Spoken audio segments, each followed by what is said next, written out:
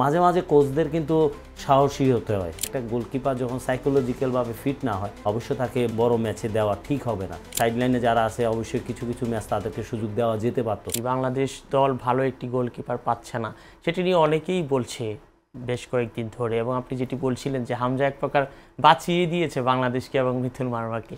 তো আপনার কাছে কি মনে হয়, একজন সাবেক গোলকিপার হিসেবে আপনি কি বলবেন, বাংলাদেশের কি এখন গোলকিপার খরায় ভুগছে কিনা?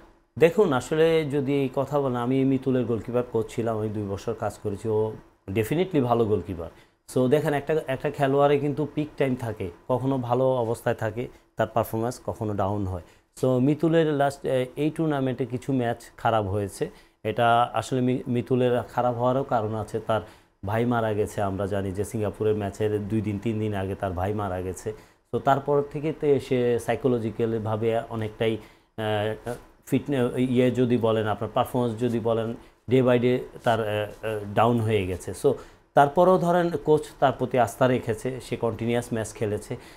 এখানে অবশ্যই আমাদের আরও গোলকিপার যারা আছেন, শ্রাবণ আছেন, সুজন ছিল টিমে।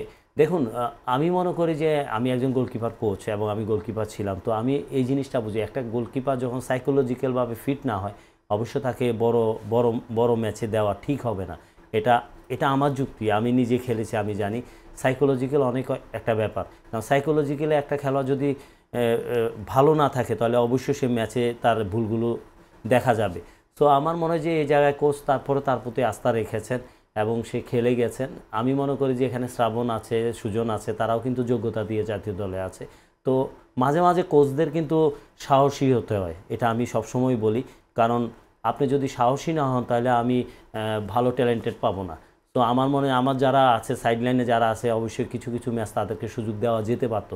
দেখুন, এর মধ্যে শ্রাবণের কথা বলো, শ্রাবণ কিন্তু আন্ডার-23-তে খুব ভালো খেলেছে এবং পাশাপাশি সুজনও কিন্তু নেপালের অ্যাগেনস্টে নেপালের মাঠে ভালো খেলেছে।